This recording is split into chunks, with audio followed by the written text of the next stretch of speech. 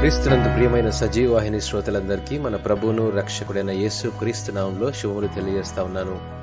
మనం చేరుకోబోయే గమ్యం అనే అంశాన్ని ఈరోజు మనం ధ్యానించుకుందాం.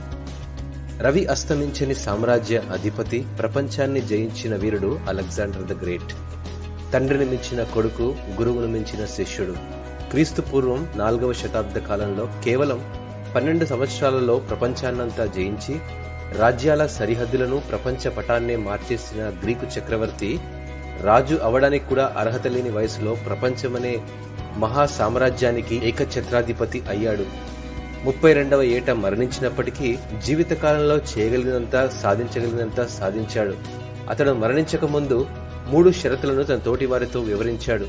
నాకు వైద్యం చేసిన వైద్యులే నా శవపేటికను మోయాలి, నా అంతిమ యాత్రలో నా శవపేటికపై నా సంపదనంతా విసిరేయాలి. 3వది, నా శవపేటికకు 2 వైపులా రంధ్రాలు చేసి నా ఖాళీ చేతులు మాత్రం బయటకు పెట్టాలి. మనం ఎంత సంపాదించినా ఒకనాడు మట్టిలో కలిసిపోతాము. సంపాదించిన ఏ ఒక్క రూపాయి కూడా తీసుకెళ్లలేము. ఈ మాటలు వాస్తవమే కదా. పుస్తకాల్లో చదువుకున్న అలెగ్జాండర్ మనకు పాఠాన్ని నేర్పించాడు. ఖాళీ చేతులతో ఈ లోకానికి వస్తాము, ఖాళీ చేతులతో ఈ లోకాన్ని వదిలి వెళ్లిపోతాము. ఇది జీవిత సత్యం.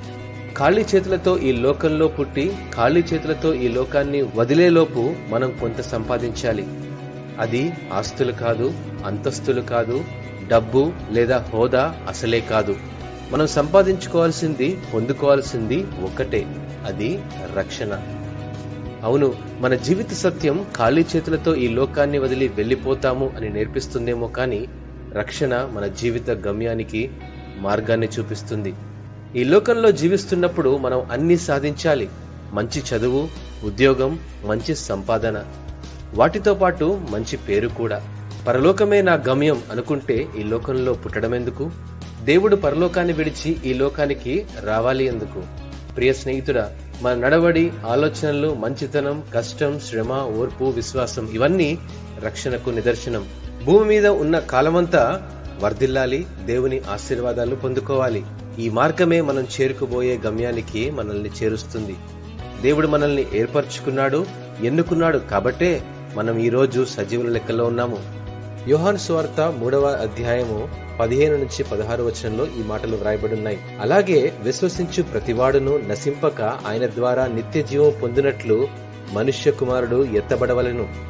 దేవుడు లోకమును ఎంతో ప్రేమించెను, కాగా ఆయన తన అద్వితీయ కుమారునిగా పుట్టిన వాని యందు విశ్వాసముంచు ప్రతివాడును నశింపక నిత్య జీవం పొందినట్లు ఆయనను అనుగ్రహించెను. దేవుడు ఈ వాక్యమును దీవించునుగాక. ఆమెన్.